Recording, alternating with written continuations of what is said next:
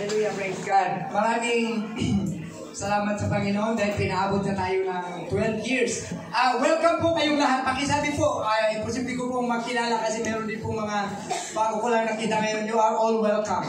If this is your first time, consider it the beginning. Hindi ito yung last, kundi ito lang yung umpisa. Amen? Pakisi ko yung katabi mo sa welcome. Uy, welcome. Welcome. Ayan. Minus second.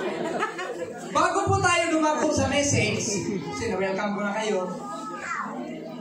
Yung pong pagbibigay ng mensahe ng salita ng Panginoon, para po tayo nagpapakain. Para po tayo nagpapakain, may handaan, tapos yung nanay, excited. Anak ko, tinula.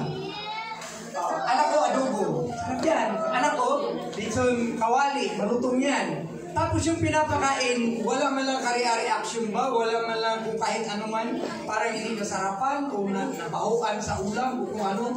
Tapos parang nakakalungkot po yun sa nagkain. Totoo po ba yun? Amen. Mga nanay, di ba? Ang preaching ko katulad nun. Kaya, hindi ko naman ito laging ina-emphasize. Pero ganito po, kapag sinabi ko po isang salita, galing sa salita ng Panginoon at kayo ay na-bless, sabi niyo, amen. Amen. I like that. Meron ba? Ito, adobo, masarap. Oo, sarap, meron pa. Parang bang may excited ka na magbigay pa. Naintindihan niyo po ako? So you are all free to respond. You are all free to react. Pag na-bless kayo sa salita ng Diyos, sabihin niyo, amen. Amen. Practice tayo. Ready? Amen. Amen. Bless kayo ha. Pag kayo ay medyo napagalitan ng Panginoon, kasi pasaway kayo, tapos sabihin ng Panginoon, ang Panginoon, pag tayo ay sinaway, pinagalitan, dahil mahal niya tayo. So pag tayo ay pinagalitan, anong sabi natin? Amen. Mahina, di ba? O pag tayo ay napagalitan, anong sabi natin? Amen. O kapag tayo ay pinangakuan, Amen. bibigyan kayo ng maraming pera. Amen. Amen.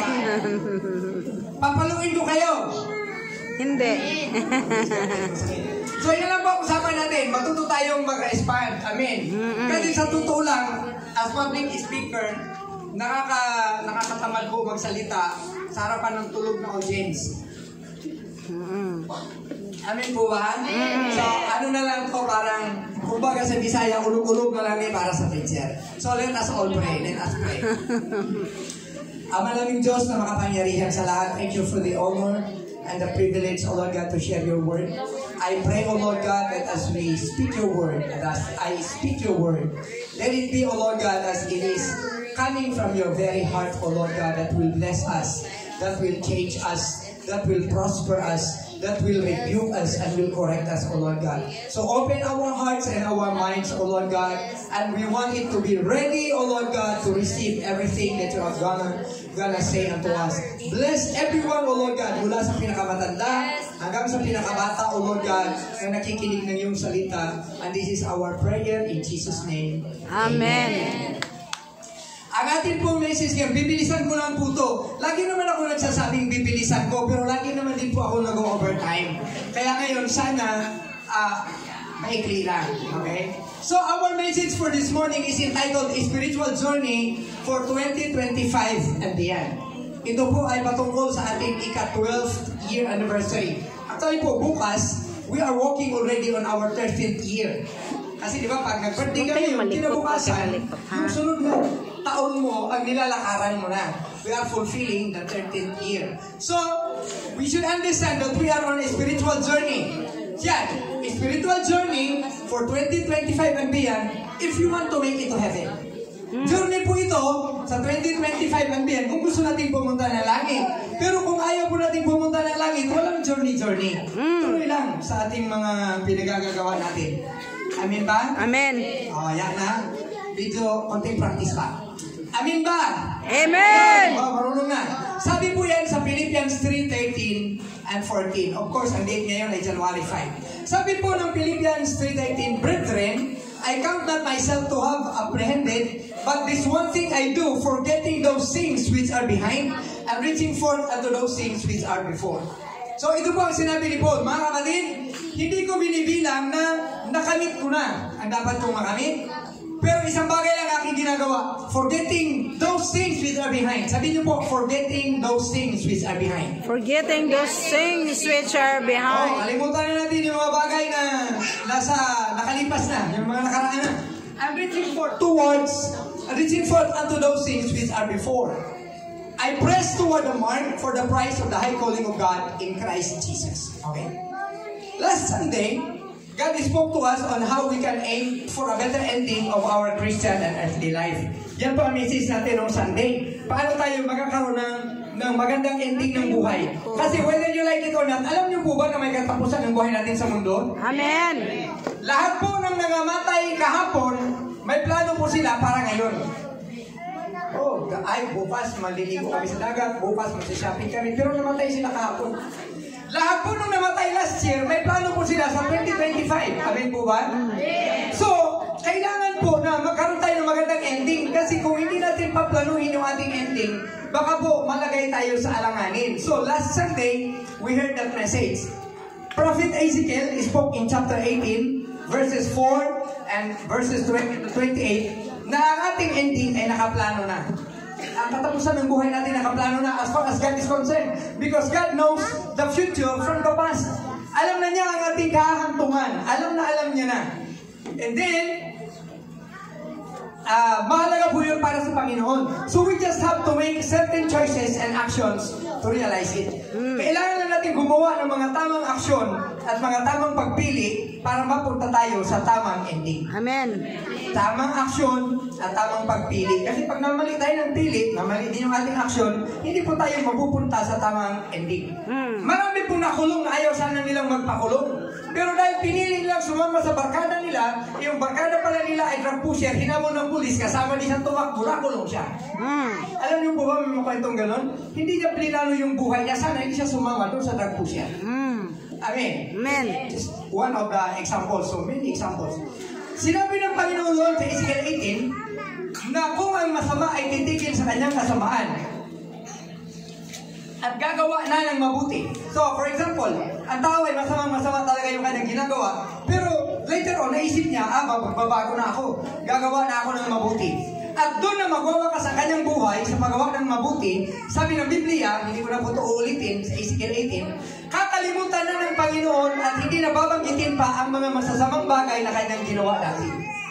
Praise God, napakabuti ng Panginoon. Dating masama, tapos nagbago ang isip niya, gusto niya gumawa ng mabuti, at doon siya namatay sa paggawa ng mabuti, kasi may katapusan nga lahat ng tao. So he made the right choice, and he made the right action. Namatay siya doon, at sabi ng Bible, kakalimutan na yung kanyang kasamaang ginawa. At dahil sa kanyang mga mabubuting ginagawa sa kasalukuyan, mabubuhay siya at maliligtas siya. Hindi ba patas yun? Hindi ba napakaganda yun? So ang pagbabago actually ay nasa sa ating pagdi-decide yan. And we can determine our ending by making the right choices and making the right actions. Sa kabilang dako naman, on the other side, kung ang taong mabuting tao siya, kilalang mabuting tao, tapos napagod, tumigil na sa paggawa ng mabuti, siguro na bored na, na-discourage na, ayaw ko na gumawa ng mabuti, tapos gumawa na siya ng masama. Nag-umpisa na siyang sumama sa mga masasamang barkada, gumawa ng masasamang gawain, pagkatapos, doon nagwakas ang kanyang buhay sa paggawa ng masama. Kasi may ending na talaga ang buhay ng tao. Hindi na aalalahanin pa o hindi na babanggitin pa ang mga mabubuting bagay na kanyang ginawa. Kakalimutan yung lahat ng mga mabubuting bagay na kanyang ginawa. At siya ay hahatulan at paparusahan dahil sa kanyang masasamang pinaggagawa. So think about that. So it seems to me that it seems like very easy and fair, di po ba? Patas na patas talaga ang Panginoon. So our ending matters. Kailangan itama natin yung ating ending ng ating buhay. Paano magwawakas? Amen. So, that just show us how our choices to end our lives will determine our final destiny. At ikaw po ang magdidesisyon paano mo pagagandahin ang ending ng buhay mo. Amen. The very reason why the more we need to be careful with our actions, especially in these last days. Do you understand what God has just spoken to us? Naintindihan po ba natin kung ano sinabi ng Panginoon sa atin just right now? Amen. Amen. Hallelujah. So meron ba akong sinulat dito? Nabanggit ko rin po ito last Sunday. Nalalaman natin that we have nothing to do or we're not involved in the planning on how we came into this world. Hindi natin plinano, hindi tayo kasama sa pagplano ng ating mga magulang paano tayo isilang. Hindi natin sinabi, Nay, paglabas ko, Nay, gusto ko blondie buhok ko, Nay, ha? Gusto ko matangkad ako ng konti, Nay, tapos singkit ang mata, tapos matagos ang ilong. Wala tayong kinalaman. Nung lumabas tayo, tayo na. Wala tayong kinalaman. our parents, of course, with God's permission, did it. Sila ang nagplano. Kaya nung lumabas tayo dito, tayo na, wala tayong kinalaman paano tayo napunta dito. Kasi kung may choices, sana tayo, pwede natin sabihin, sana ang daddy ko si Henry si C. BBM. Sana si Henry C. Kasi sana mayaman ako, pero we have no choice. Napunta po ako sa isang may-ari ng dagat. Ang tatay ko po ay may-ari ng dagat, mangingisda. Laging nasa dagat. Wala naman kaming isda kasi hindi naman namin tinatalian yung tangiki. Kaya pag-uwi, zero. Zero si tatay. Subalit, responsibilidad po natin ang managot kung paano natin tatapusin ito. Kasi nung nabuhay na tayo sa mundo, you are on your own, you have the say, you have the right to choose, you have the right to decide paano mo gagawin ang buhay mo na maging maganda. Halimbawa, sige anak, mag-aral kayo, yung iba na mayabas. Yung iba nanguha ng mansanita, di ba nahuli ng karpa. Akala ng nanay, nag-aaral. Pag-uwi, puro nakaliskis. Kasi nanguha ng karpa. Hindi makapagtapos. Kanilang choices yun. I mean, so they ended, natapos yung kanilang buhay sa ganito, o hindi pa man natapos, umabot sila sa ganito because of their choices. Amen ba? Amen. So, whether we will end it good or whether we will end it right or bad, nasa sa atin ang yun. So, hindi po sapat na tumanggap tayo kay Panginoong Jesus bilang ating Panginoon at tagapagligtas. Kailangan din nating sundin ang kanyang mga utos upang maging matuwid ang ating mga buhay at maging maayos ang wakas nito. Amen. It is not enough that you accepted Jesus Christ as your Lord and Savior, pero kung hindi ka susunod sa Kanya, hindi ka susunod sa Kanyang mga utos, hindi po maging ending ng mabuti ang ating buhay. Amen. Amen? Hallelujah. Kung paano yung gawin, yan po ang pag-aaralan natin at pagtutuunan natin ang pansin ngayon. So, be ready. Introduction pa lang po yun. So, mag-umpisa na tayo. So, si Apostle Paul po ay nagsabi, naglatag siya ng isang alituntunin o layunin sa buhay na nararapat din nating sundin upang makamit natin ang mabuting wakas. Gusto pa ba natin na mag-ending tayo ng mabuti o masama? Okay. Pareha lang po yun sa dalawang bata. Sabi natin, yung isa tulog ng tulog, puro pa banjing-banjing. Yung isa sikap ng pag-aaral, pareho silang mahirap. Pagkatapos po ng 12 years ng pag-aaral, 6 years elementary, tapos 4 years in high school, 14 years pala, tapos 4 years in college, yung patulog-tulog at pabanjing-banjing, grade 2 pa rin. Pero yung nagsusumikap kahit walang pagkain, walang pamasahe, naglalakad, nag-aaral, ay candidates graduate na. Amen. So, see, paano yung ating decision at yung ating action ay magdedetermine ang ating ending. Ganon din po sa paglilingkod sa Panginoon.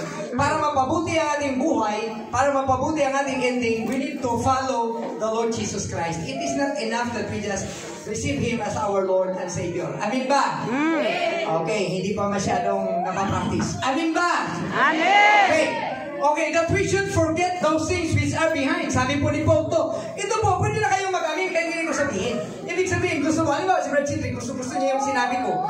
Mag-aantay pa ba siya sa inyo na mag-amin kayo bago siya mag-amin? Sabi, amin! Oh, gusto ko yan. Amin.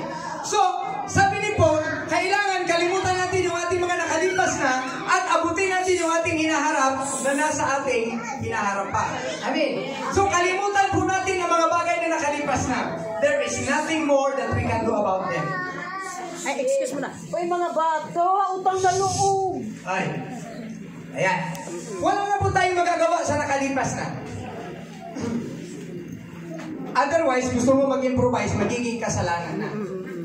Amen. Halimbawa, sa kapipili ko ng kapipili, don't you know if there are about 7.2 billion people in the world, at sabihin natin, kalahati ng babae, kalahati ng lalaki, don't you know that you have about mga 3.8 or 3.9 billion people na pwedeng piliin mo na maging mapangasawa mo? Kasi nga, kung nyari, 1:1 ang ratio. Kalahating babae, kalahating lalaki, tapos siya ang napili mo. Tapos nung malaman mo nung kayo na, ay mali pala ako. Sana dalawa. Hindi na pwede yun. Nagkamali ka na, mahalin mo na lang talaga siya. Kasi baka hindi mo alam, yung pipiliin mo ulit ay may defecto din. Halimbawa, yung isa sira ang karburador. Ito, pangit yung kanyang kaha, di ba? Masyadong malaki yung kanyang kaha. Ito, pinalitan mo ng magandang kaha, sira naman yung karburador. O sira yung tambutso. Parang pipili lang ng kotse. Ang gawin mo, mahalin mo na yung napili mo ngayon kasi yan yung binigay ng Panginoon sa'yo. Amen. Amen. Amen. Amen. Amen ako dyan. Yan ang binigay ng Panginoon sa akin. So, kalimutan choice dati, wala na sila sa listahan. You have already made the decision. Amen. Amen. So kaya ngayon, pagsikapan nating abutin ang mga bagay na ating hinaharap patungkol sa pagkatawag ni Kristo sa atin. Forget about your past failures. Ito na po. Kung gusto po natin magkaroon ng magandang ending, kalimutan natin yung ating mga nakalipas na mga pagkakamali o kabiguan. Amin ba? Kalimutan! O ano ba makabiguan natin sa una? Napahiya ako dati. O ganito, kung ano man. O hindi ako nakagraduate dati. Hindi ako tinanggap sa trabaho dati. Binasted ako dati. Kalimutan na natin yun. Bakit? Because being able to get into heaven is the greatest victory that we will ever attain to surpass all your past failures and frustrations in life. Ano man yung mga na-miss mo sa buhay, hindi ka nakagraduate, hindi ka sinagot, o hindi ka nagkaanak, o hindi ka na-promote, pag napunta ka sa langit, higit pa dun sa lahat ng yun yung nakakanta rin sa langit. Amen. Hallelujah, praise God. Kaya isipin po natin, heaven is the most important thing. Kaya kailangan, we need to forget all those things that are behind and pressing forward para makarating tayo ng langit. Amen. Sabihin mo sa katabi mo, makakarating tayo ng langit. Oy, makakarating tayo ng langit. Amen. Next, forget about your past success. Yung nagmamayabang ka, ako na ang may pinakamalaking pigiri sa aming barangay. Wow, laki ng pigiri mo, ilang baboy? 6. At least yung mga kapitbahay ko, 4 lang baboy nila, yung akin 6. Tapos proud ka na sa 6 na baboy mo. Sa yung pigiri, hindi mo alam na ang Rubina Farms, napakalaki na kanilang babuyan. Oh, libo-libong baboy. Hindi mo dapat ipagyabang yun. Salamat, nakapasa ako sa board exam. Bakit? Hindi mo dapat ipagyabang yun. Do not dwell in your past success. Kasi pag tayo ay nag-dwell sa ating past na success, magiging mayabang tayo. So anong gagawin natin? Isipin natin that those successes are nothing compared with the blessings you will receive when you get to heaven. Amen. Aanin mo yung 6 na baboy, yung pinakamalaki mo, 6 na baboy. Pag malaki mo, makapasok tayo ng langit. Yes, Lord. Hindi mo kailangan ng baboy doon. All the riches and the glory of the Lord is for you. Remember ito mga kapatid, tandaan nyo to. God would like to share all His blessings to anyone. Sa kanyang mga mahal na mga anak niya. Kaya niyang ibigay at gusto niyang ibigay lahat ng kanyang blessings. But He will never share even a bit of His glory. Blessings lang. Lahat ng blessings kaya niyang ibigay. Kagalingan, kaligtasan, kapatawaran, biyaya, mga talents and gifts, spiritual gifts. Kaya niyang ibigay yan, but not His glory. Kaya dito po, delikado po natin ang kinin ng glory. Because once you desire or you covet the glory of God, that is the time that we are about to fall. That is a wrong decision. That is a wrong choice. Amen, mga kapatid? Amen. So forget about your past successes. Kalimutan mo yun. Valedictorian ka nung grade 6, kalimutan mo yun. Wala kwenta yun. Ang importante, makarating ka ng langit. Ano mapapala mo? Valedictorian ka sa grade 6. Tapos impyerno ka naman. Ngayon. Diba? O mayari ka ng 6 na baboy. O pinagmamalaki mo yun. Tapos impyerno ka rin naman. Ano napala mo? Mabuti pa ipagmalaki natin yung kabutihan ng Panginoon. Pagsikapan natin, makarating tayo ng langit. Amen?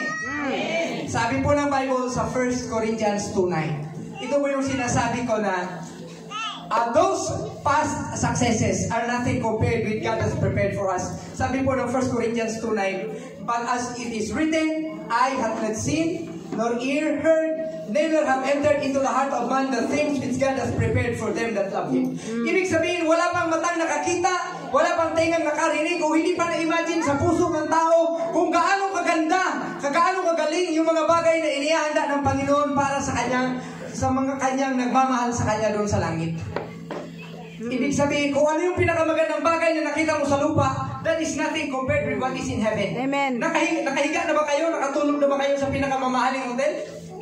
Ang alam ko, yung Okada, parang 365,000 a night. Parang kung meron ako 360,000 a night. Meron ako 365,000. Hindi ako matutulog sa Okada. Matutulog ako sa bahay ko. Bibili ako ng lunting maliit. Amin ba? Di ba kasayang? Pero yung mga tao, kaya nilang mag-spend ng ganun kalaking pera para makatulog sa hotel na yun. Ano ba yung meron sa hotel na yun? Pero sabi ng Bible, wala dyan yung langit. Wala yan compared sa kung ano meron sa langit. Amin ba? Praise God. Amen. Kaya we desire heaven. We should desire heaven. Forgetting all those things that are behind and pressing forward so that we may attain Why God has called us. Ito ba? Ito. Kasi dito tayo na-stack up. Dito tayo sumasabit. Forget about your critics. Forget about your bashers. Forget about your choreographers in life. Yung mga pakialamero sa buhay. Ay, dapat sana yung kusina mo dito. Dapat pala yung bintana mo dyan. Ay, ang mali ang kurtina mo. Ay, ang daming mga bashers. Ang daming mga pakialamera nakakakonsumisyon. Kalimutan mo sila. Amen. Kalimutan din sila. Amen. Sabihin mo sa katabi mo, kalimutan natin sila. Kalimutan. Bakit? Pakialamera sila, wala silang naidudulot na maganda sa buhay mo. At ito, tandaan ninyo. Tandaan ninyo to ha, bakit kailangan natin silang kalimutan? Hindi sila makakasunod sa atin sa langit kung hindi sila titigil. Remember, kung hindi sila titigil ng pakikialam sa buhay mo, hindi sila makakarating ng langit. Ibig sabihin, sa langit, wala ka ng bashers. Oo. Wala nang accusers, di ba? Pakialam, bakit ganyan yung sa so, pakialam mo, di ba? Ikaw ba bumili nito? Di ba? Pakialam mo, buhay tayo ng malaya. Hindi tayo magpapadikta sa kung sino mga bashers. Forget about them. Amen. Amen. Hallelujah. Bahala sila sa buhay nila. Basta, sabi pa ni Tim, wala tayong inapakang tao. Hindi natin sila sinasaktan. Hallelujah. What God says about us is what matters the most. Kung anong sinasabi ng Panginoon sa atin, doon tayo magbigay pansin. Sinasabi ng mga bashers, wala akong pakialam dyan. Yung mga pornagin, bakit ang ingay nila? Eh ano? Di ba kayo din? Pag kayo nagsingalong, ang ingay nyo din? Di ba? Bakit yung mga pornagin, tawa ng tawa? Di ba kayo din tawa ng tawa? Walang pakialaman. Well, mind your own business and we mind our own business. We do it for the glory of the Lord. Amen. Hallelujah. Praise God. Ganun lang tayo mamuhay ng simple. Huwag tayo maging choreographer ng ibang buhay. Nakakapagod. Imagine mo lahat ng tao, pakikialaman mo. So, forget about your sorrows. Kalimutan natin yung ating mga kabighatian. Bakit? Joy is waiting for you in heaven. Amen. Kaya kung kaya mo, pabayaan mo yung mga kalungkutan na yan, pasasayahin tayo, paliligayahin tayo ng Panginoon sa langit pagdating ng araw. Kaya kailangan makarating tayo ng langit para doon tayo lumigaya. Amen. Dahil walang kaligayahan sa impyerno for sure. Kaya sabi ng mga tao na kapunta ng impyerno and they wrote books about it, hell is where the absence of God's presence is. So, ibig sabihin, kung saan wala ang Diyos, yun ang impyerno. Sa impyerno walang buhay because God is life. Amen. Sa impyerno walang kaligayahan because God is the joy of our hearts. Sa langit, sa impyerno walang peace because Jesus is the Prince of Peace. So, sa impyerno madilim because God is light. Wala ang Diyos sa impyerno. Kaya napakahirap mabuhay sa impyerno. Kaya we should desire heaven. Sabihin niyo po, desire heaven. Desire heaven. Pasensya na po, inom ako ng inom ng tubig. Ang bilis ng tuyo ng aking lalamunan.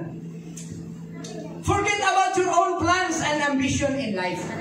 Yung ibang tao kasi focus na sa kanilang mga ambisyon, sa kanilang mga plano sa buhay, wala namang nangyayari. Huwag na masyadong mag-focus sa plano natin, sariling plano natin sa buhay natin. Kailangan mag-focus tayo sa plano ng Diyos sa buhay natin kasi mas mabuti ang plano ng Diyos sa buhay mo kaysa plano mo sa buhay mo.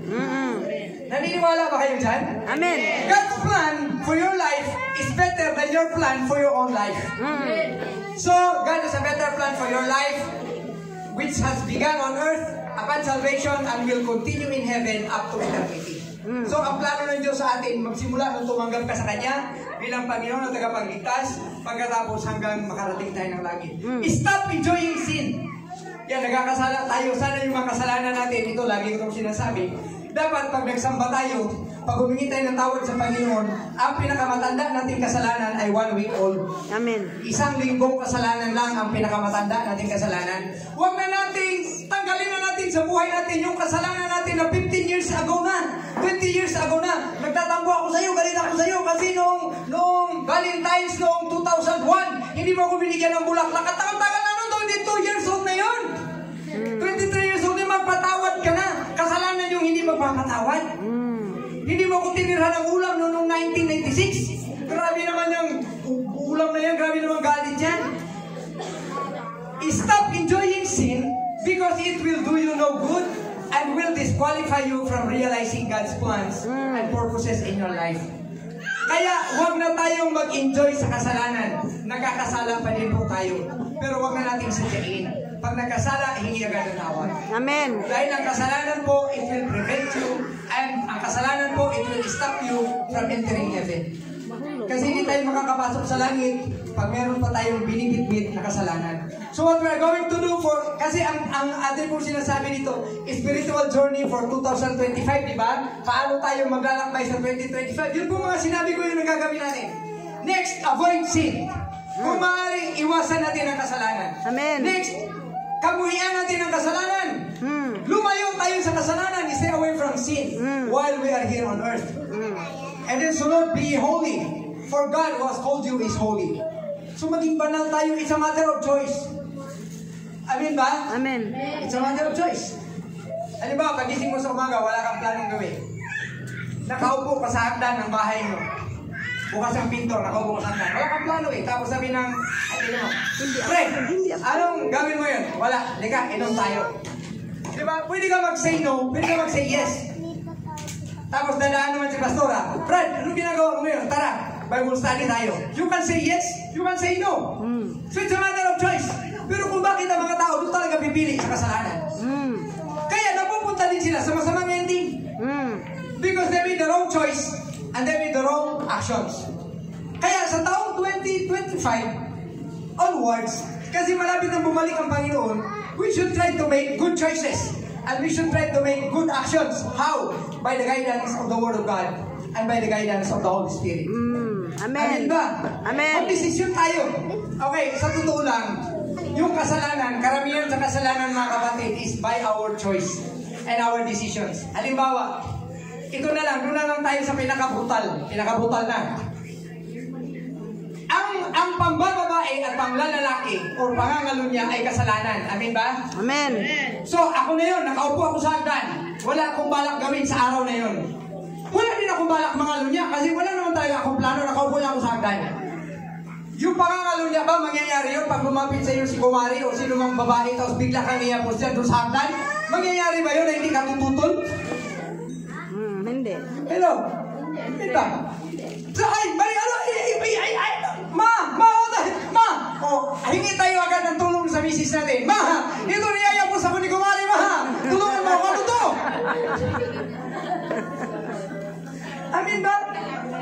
Kasi pag itinulak ko naman, baka maging harassment din naman, di ba? O doon pa sa hagdan ko, di ba? Katulad ni, pero kung din pala ang pinaplano mo, pagdaan ni kumari agad siya. Tapos na agad yung pinto, tapos na. O di ba? So, ang ibig sabihin, be holy, make the right choices, and make the right actions. Amen. Amin ba mga kapatid? Amen. Amin ba mga kabataan? Yes. Ang kasalanan, yung pagnanakaw ba, mangyayari ba yung pagnanakaw na hindi mo didesisyonan? Nakaupo ka sa hagdan, wala kang ginagawa. Yun, umagang-umaga, nakaupo ka sa hagdan. Nagpaplano ka pala kung anong gagawin. Tapos, dumaan yung nagdi-deliver ng Lazada. Tapos, iniwan yung susi na kanyang motor, nandun yung kanyang belt bag, nandun yung pera. It's a choice. Babantayan mo ba yung kanyang motor, yung kanyang susi at yung kanyang belt bag para hindi pakialaman ng magnanakaw o ikaw na mismo ang magtatago ng kanyang belt bag? Palitan mo ng ibang Hello, Mike. na si Mike. Naintindihan po ba natin? Amen. It's a matter of choice. Alam nga naman, lumipad yung bag, lumipad yung susi, lumipad yung kanyang pera, papunta sa iyo habang nakaupo ko sa hagdan. Wow, swerte. Lumapit na yung susi, lumapit yung wallet, lumapit yung pera, sinuksok mo na lang sa bulsa. Pwede mo yung pwedeng pangatuwiran na ganyan sa waist. So, para mangyari ang pagnanakaw, you decided. Para mangyari ang pagnanakaw, nagnasa ka muna. Ano kaya naman yan? Wala akong pera ngayon. Tapos, hanggang sa gumawa ka ng paraan. So, let us make the right choices and let us make the right actions. Amen ba? Amen. Can we do that in 2025? Hopefully. Can we do that in 2025? Amen. Hallelujah. And because it will take time and efforts and sacrifices to go to heaven, dahil mahirap na talaga magbiyahe papunta langit, we better start walking right now together with Jesus. Kaya kailangan umpisahan na natin yun. Pag malayo-layo lakad, dapat maaga-agang lakaran. Amin ba? Amen. O, naalala ko yung dati pagpupunta kami sa bukid, sa bundok namin, kasi yung nanay ko may mina ng mga abaka. Tapos, ang layo naman ng abakahan ni nanay mula sa aming barangay, mga 2 to 3 hours na lakaran para makarating doon. Kaya madaling araw pa, alas 5, alas 4, maglalakad na kami niya ni tatay para magkuha ng abaka, magawa ng fiber. Kasi pag late ka na umalis ka na alas 8, di alas 11 ka na darating doon, mainit Ano ba magagawa mo? So tayo ay may biyahe papuntang langit, malayo po yun, start walking now towards heaven. Paano? Start walking with Jesus. Amen. Kasi hindi ka magkakamali pag si Jesus ang sinundan mo, papuntang langit yan. Amen ba? Amen. Pero pag sumunod ka sa nakaparking na sasakyan, wala kang mararating kasi hindi umuusad yun. Susundan ko to kasi nakaparking. Ibig sabihin, wala kang mararating, nakaparking ka eh. Pero pag sinundan mo si Jesus na naglalakad, makakarating ka sa langit. Amen. Jesus is the only person, 100% human being who walked on this earth successfully and made it to heaven without committing sin. Si Jesus naman po ang isang tao, 100% na tao, na naglakad dito sa mundo, na successful nakarating hanggang langit, hindi siya nakakommit ng kahit isang kasalanan. Si Jesus po yun. Amen. Hallelujah. So, sa year 2025, stay connected with Jesus, the true vine. Abide in Him with love and be active in the Lord's Word. Yan po ang paraan para po tayo makarating sa langit sa pamamagitan ng ating spiritual journey. Stay connected with Jesus. Huwag tayong lalayo kay Jesus. Siya po ang ating daan. Siya ang Jesus said, as you said, I am the way, I am the truth, and I am the life. Amen. Amen. So, if we want to travel to another place, ito po ang dapat nating tandaan. Inote ko lang po ito. Di ba, pag gusto nating bumiyay sa isang lugar, kailangan iwanan natin yung ating lugar na kinalalagyan. Tama ba yun? Gusto mo pumuntang Baguio, pero ayaw mo umalis ng Bacoor. Makakarating ka ba ng Baguio? Hindi. Alam ka namang, ma-stretch yung katawan mo, yung kamay mo nasa Baguio na, yung kabilang kamay mo nasa Bacoor pa rin. Nasaan kayo yung katawan mo? Siguro nasa Nueva Ecija. Hindi mo pwede. Kung gusto mong pumunta sa isang lugar, iwanan mo isang lugar. Amen? Amen. So if you want to go to heaven, let us leave earth behind. Tama ba o mali? Tama. Kasi kung mahal mo ang mundo, hindi ka makapunta langit. Kailangan mahal natin ang langit at talikuran ng mundo. Slowly leave behind earth and earthly things and start transferring your thoughts. Kailangan mabago ng isip natin, ating isip ang langit na. Hindi na puro bulalo, hindi na puro bijoki. Kasi wala nang bijoki, wala nang bulalo sa langit, I think. Kailangan yung puso natin, ang ating feeling, pang langit na, hindi na mga kamakamundo. Yung ating treasures, kailangan pang langit na din at hindi na makamundo. Amen ba? Amen. Hallelujah. Thank you, Lord. Sana naintindihan po natin to. Paano natin i-transfer ang ating sarili mula sa mundo papuntang langit? So, kailangan mas mahalin natin ang Panginoon. Mahalin natin ang mga bagay sa langit kaysa sa mga bagay sa mundo. We cannot go to heaven if we love to stay on earth. Sige, balik lang. Malinaw po, di ba? Balik mo. Hindi ka makakarating sa langit kung mas mahal mo ang mundo. Kaya, we have to make the right choice ngayon pa lang. At ang ating mga choices, makikita po yan sa ating mga actions. Kung mahal natin ang Panginoon, nandun tayo sa gawain ng Panginoon. Kung mahal natin ang sanlibutan, nandun tayo sa mga gawaing makasanlibutan. We cannot go to heaven just like the wife of Lot. Sino po nakakakilala kay Lot? Si Lot po ay pamangkin ni Abraham. Tapos meron siyang asawa, meron siyang dalawang anak. Doon sila nanirahan sa Sodom at Gomorrah.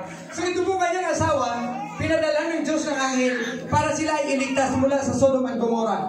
Bakit? Dahil sabi ng Panginoon, gugunawin ko ang Sodom at Gomorrah. Ayaw gunawin ng Panginoon ang Sodom at Gomorrah dahil sa kanilang mga kasalanan kung nandun pa si Lot at ang kanyang pamilya. Bakit? Si Lot po ay pamangkin ni Abraham. Si Abraham ay the friend of God. So, napakapatas po ng Panginoon, di po ba? Pero anong nangyari? Ang asawa po ni Lot ay naiwan. Her heart was fully consumed and preoccupied by Sodom and Gomorrah, and so she looked back and was left behind. Sayang na sayang, nakakapanghinayang. On the way to salvation, doon pa siya nawala. Kasi tumatakbo na sila papunta sa Mount Zoar. Ililigtas sila ng anghel palabas sa Sodom and Gomorrah. Pero dahil nawili siya, hindi po talaga dapat ang puso natin maiwan pa sa mundo. Kasi on the process na nililigtas na ng Panginoon si Lot at ang kanyang asawa, yung kanyang asawa nang hinayang sa Sodom and Gomorrah. Maliban, ewan ko kung anong mga kinawiwilihan niya. Siguro may negosyo siya doon. Siguro meron siyang mga kachika doon, mga kumare. So nawili siya doon. So hindi siya naligtas. Naintindihan ko ba natin? Ito. kahit meron po tayong mga trabaho o career, our occupation or heart's desire should be to be with Jesus. Kahit meron kang trabaho, meron kang career o nag-aaral ka, kailangan ang ating pinaka number one na occupation ng ating puso is to be with Jesus. I-desire talaga, pwede kang magtrabaho together with Jesus. Pwede kang mag-aral kasama si Jesus. Amen ba? Pero mayroon po isama si Jesus pag gumagawa tayo ng kasalanan kasi tatalikuran po niya tayo. Amen. Amen. So, kailangan ang ating desire is to be always connected with Jesus. To be used by Jesus. To be like Jesus. To allow Jesus to live and take control of our lives. To glorify Jesus and to follow Jesus all the way. Yan po dapat ang ating heart's desire kung gusto natin ang langit. Mayroong kanta ako narinig. Nabasa ko dito sa verse. Who have I in heaven but you? Panginoon, sino ba meron ako sa langit kundi ikaw lang? Kailangan we should desire Jesus more than any other things. Meron pong kanta, I want Jesus in my life more than anything this earth. Nakalimutan ko na yung tono. Basta, we should desire Jesus more than anything in our life. Pero nakakalungkot, minsan si Jesus pinagpapalit lang sa pangsabong ng manok. Totoo hindi? Totoo. Tara, saan ba tayo? Ay, walang magpapasabong ako ng manok ko. Imagine. Tara, saan ba tayo? Ay, may swimming kami ngayon. Maintindihan naman ni Lord yan. Ay ba? Tara, saan ba tayo? Ay, Lord, walang bantay sa tindahan. Pag nag-rapture na, nakita mo, nagliparan na yung mga Christians, papunta langit, sabi mo, ay, Jesus, sasama ako dyan, punta langit. Sabi ni Jesus, ay, wag, kasi walang bantay sa tindahan mo. Di ba magsuswimming kayo ngayon? Magsuswimming kayo, wag kayo sumama sa akin. Di ba fair? It's fair. So kung ano yung treatment, ano yung value na ibinibigay mo sa Panginoon ngayon, maaaring yan din ang ibalik ng Panginoon sa iyo. Pang third, pang fourth, pang last priority si Jesus, baka mangyari din pang third, pang fourth, pang last priority din tayo sa kanya. Amen. Kaya dapat, we should make Jesus to be the center and everything in our lives. Amen ba? Amen. Amen ba? Hallelujah. Thank you, Jesus. Secondary na lang po dapat ang ating mga career, ang ating mga studies, and other relationships and involvement in this earthly life. I don't know how you're going to appropriate that, but let us put it this way. Let us live every day of our lives with Jesus as our first priority and all other things secondary only. Dapat si Jesus po talaga ang mauna. Nag-aaral ba kayo? Nagtatrabaho? Nagninegosyo? May mga relationships ba tayo o other involvements? May mga syota, may mga magulang, pamangkin, o kung ano pa mga relationships. But we should treat them all as temporary and secondary. Pangalawa lang sila, pangatlong priority lang. Una talaga si Jesus. Kasi ang tanong